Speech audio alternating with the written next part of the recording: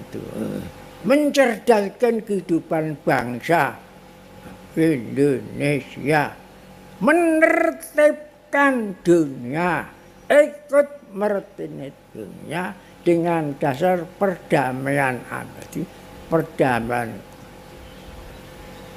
dan kemerdekaan, kemerdekaan abadi.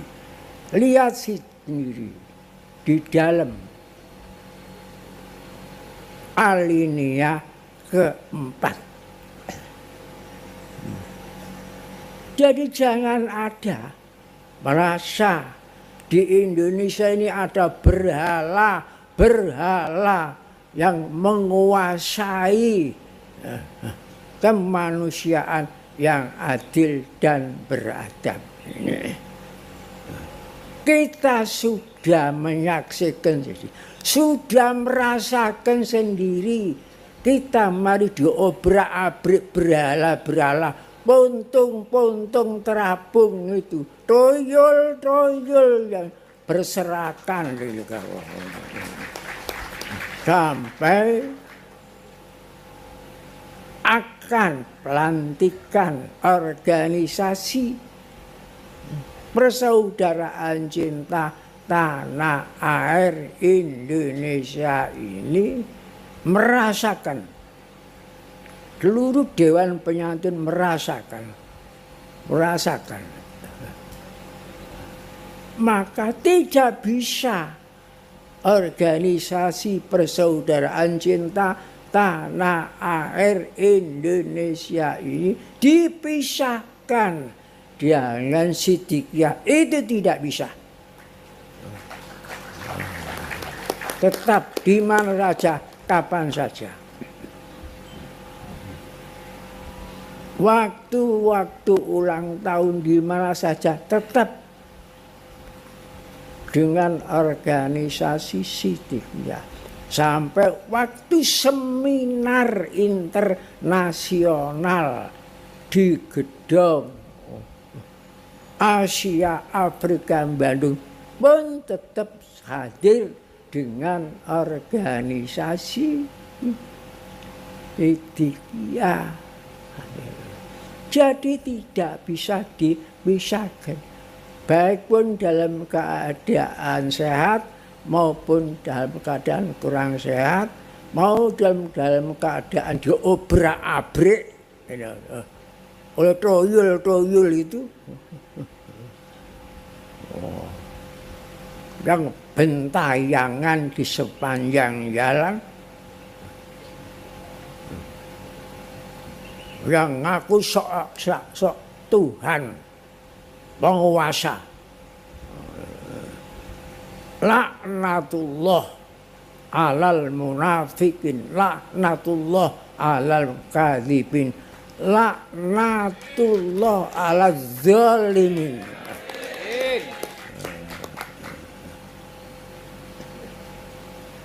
Itu orang khianat terhadap tanah air kita. Apa yang di dalam pesantren kita itu? Monumen-monumen yang saya bangun itu semua itu sakral. Ada monumen Sumpah Pemuda, ada monumen sang merah putih, ada monumen pembukaan Undang-Undang Dasar 45. Itu kitab sucinya Negara Kesatuan Republik Indonesia. Apa negara kita ini? Negara Kesatuan Republik Indonesia, apa Negara Kesatuan Polisi Indonesia? Apa akan diubah menjadi negara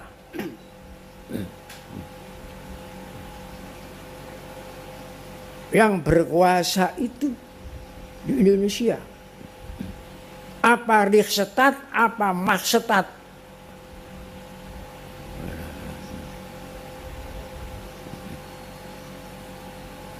Kiblat tujuan negara kita itu di kitab sucinya negara.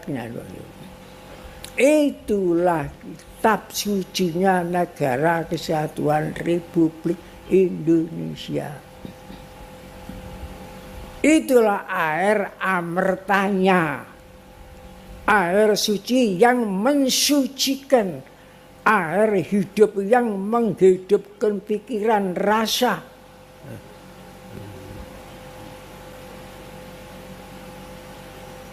Air segar yang menyegarkan jiwa-jiwa besar Indonesia ini. Tapi kok tidak tahu diinjak-injak, Pancasila diinjak-injak. Proklamasi kemerdekaan ini diinjak-injak. Sumber proklamasi kemerdekaan diinjak-injak. Lambang negara Garuda Pancasila diobrak-abrik, diinjak-injak. Tidak tahu perbedaan antara sakral yang kakus, yang tidak sakral. Ya akhirnya kesakralan itu timbul daya resonansi, getar menggetar, sehingga menggetarkan seluruh dunia, merontokkan bintang-bintang berhala. Ini abad ini, abad pembersihan dan abad penataan kembali nilai Indonesia Raya.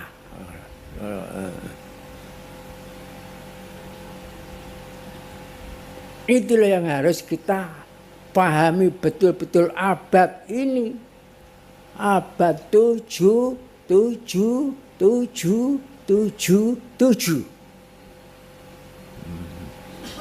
Abad pitulungan Allah yang Maha Kuasa.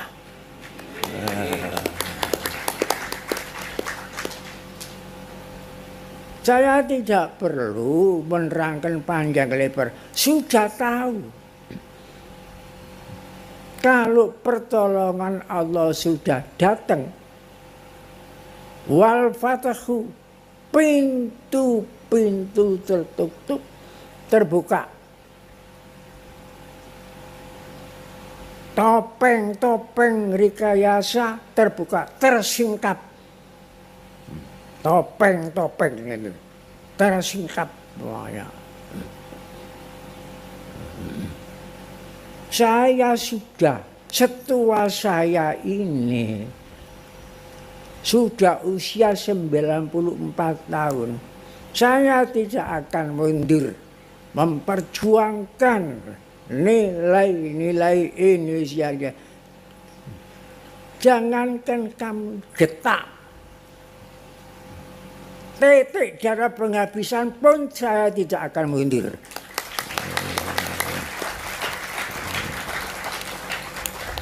Berani membela kesucian sang merah putih. Makanya bunyinya itu sang saka merah putih. Bukan kita menghormati warna merah, bukan kita menghormati warna putih, tapi yang dilambangkan warna merah keberanian karena benar, putih kena suci. Dan itu darahnya semua para nabi, para filosof. Semua. Tidak ada nabi itu yang licik, yang pengecut, tidak ada. Mesti berani membela kebenaran. Dan suci, semua nabi suci. Bayangkan peristiwa di Surabaya, di terpicu dengan penghinaan terhadap Sang Merah Putih. Apa yang terjadi? Walaupun diancam Surabaya akan dilumatkan dari udara, dilumatkan dari laut, dilumatkan dari darat, sampai korban suci ada 3.000 lebih. Mayat bertumpuk-tumpuk di lorong-lorong. Tapi apakah menyerah? Tidak menyerah. Hanya dijawab satu kalimat saja. Ancaman itu Allahu Akbar. Allah Maha Besar, Maha Kuasa, Maha Perkasa yang menolong kita gempar dunia. Siapakah akhirnya? Perang Dunia Kedua 5 tahun. Jenderalnya tidak kalah, tapi melawan jati diri bangsa Indonesia mati. Mati. Jenderalnya mati, Malabi mati di Surabaya. Bagaimana dunia gak gempar? Sekutu dilecehkan, padahal raksasa dunia yang akan menelan negara kita ini baru usia 7 bulan. Usianya negara kita ini baru 7 bulan. Raksasa dunia kalah, dikalahkan, gagal total, dikalahkan oleh bayi Indonesia hanya 7 bulan. Hadza min fadli rabbi liyabluwani ashkuru am akfur. Wa man syakara fa inna ma yashkuru nafsi wa man kafara fa inna rabbi laghafur. Fa inna rabbi ghaniyyun karim. Kita harus wajib syukur atas pertolongannya Allah, pertolongannya berkat Allah, rahmat Allah yang maha kuasa. Yang maha kuasa hanya Allah, hanya Tuhan, Sang Widiwasa. Tidak ada lain.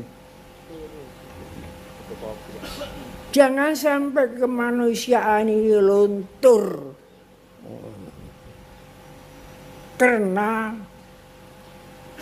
benda-benda perak, benda-benda kuningan, benda-benda emas yang ditempelkan di pundak. Bagaimana manusia ini paling mulia, hanya ditempeli di pundak saja luntur kemanusiaannya, tinggal braholonya, Bathara Kala. Bathara penguasa kalau waktu pompong kuasa ngemplok manusia, diinjak-injak. Saya menyaksikan ini, merasakan sendiri. Rumah saya itu loh, pribadi saya itu dikontrol, disangka ada di dalam tanah ini pelindungan. Kontrol. Saya sama sekali tidak dihormati. Padahal sudah saya sampaikan, demi untuk kebaikan kita bersama dan negara Indonesia Raya, kembalilah kepada tempat masing-masing. Tidak mau kembali. Apakah tidak menyesal nanti kalau terbuka? Jawabnya tidak. Buka saja sekarang. Sombongnya itu. Braholo itu. Sombong, kementus, kemelete, kemateter. Apa yang terjadi sekarang? Dunia menyaksikan rontok. Bintang-bintang rontok. Wa idzan nujumun kadarat. Dalam surat Takwir, surat menggulung namanya, surat Takwir. Wa idzan nujumun kadarat. Ketika bintang lugur kuwira tergulung, sapu bersih ke tsunami, puntung-puntung terapung.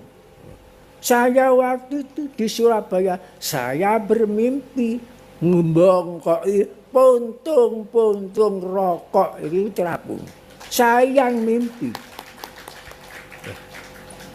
Saya waktu itu tidak paham apa ya isyarat kok saya membongkoki puntung-puntung ini. Akhirnya baru paham setelah puntung-puntung terapung hanyut ke laut. Kalau sudah begini, sulit ini. Karena sudah merosot masuk ke jurang lumpur kesia-siaan. Sulit.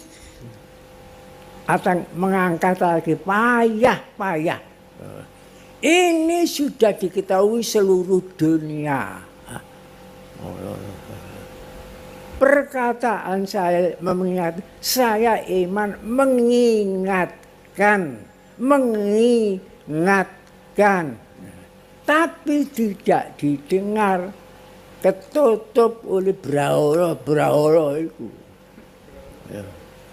Ya terserah kalau begitu, kalau tidak menyesal. Sekarang menyesal apa tidak? Kalau menyesal sudah tidak berfaedah penyesalan terakhir ini. Ya. Jangan dikira sekarang sudah selesai. Jangan dikira. Kapolri ancamannya akan membersihkan setelah terbongkar akar, meneruskan sampai akar-akar. Ini janjinya Kapolri. Setelah Kapolri disentil oleh Jokowi, Presiden Jokowi. Sentilan Jokowi. Ingat saya baca di TV ada 3 sentilan. Sentilan pertama kami mengingatkan polisi. Coba pikir sendiri. Yang diingatkan kok polisi, bukan angkatan darat, bukan laut. Pikir sendiri. Itu pertama. Yang ketiga di TV disebut itu. Yang tiga, yang kedua disebut itu. Polri respon setelah disentil Jokowi, Presiden Republik Indonesia Jokowi. Coba pikir sendiri kalimat itu. Nah ini sekarang. Jadi praktek G30S muncul lagi. Jangan mau menyerah.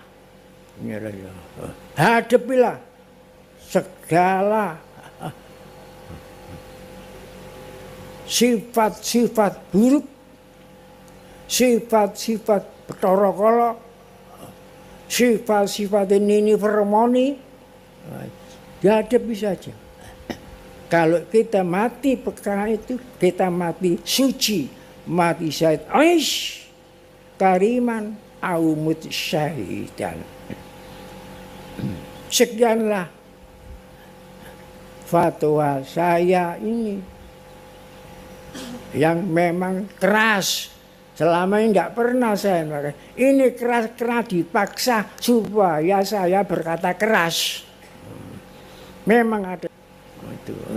Mencerdaskan kehidupan bangsa Indonesia, menertibkan dunia, ikut menertibkan dunia dengan dasar perdamaian abadi, perdamaian dan kemerdekaan, kemerdekaan abadi. Lihat sendiri di dalam alinea keempat. Jadi jangan ada merasa di Indonesia ini ada berhala yang menguasai kemanusiaan yang adil dan beradab. Kita sudah menyaksikan sendiri, sudah merasakan sendiri. Kita mari diobrak-abrik berhala-berhala, puntung-puntung terapung itu, toyol-toyol yang berserakan sampai akan pelantikan organisasi Persaudaraan Cinta Tanah Air Indonesia ini merasakan, seluruh Dewan Penyantun merasakan, maka tidak bisa organisasi Persaudaraan Cinta Tanah Air Indonesia ini dipisahkan dengan Siddiqiyah. Itu tidak bisa.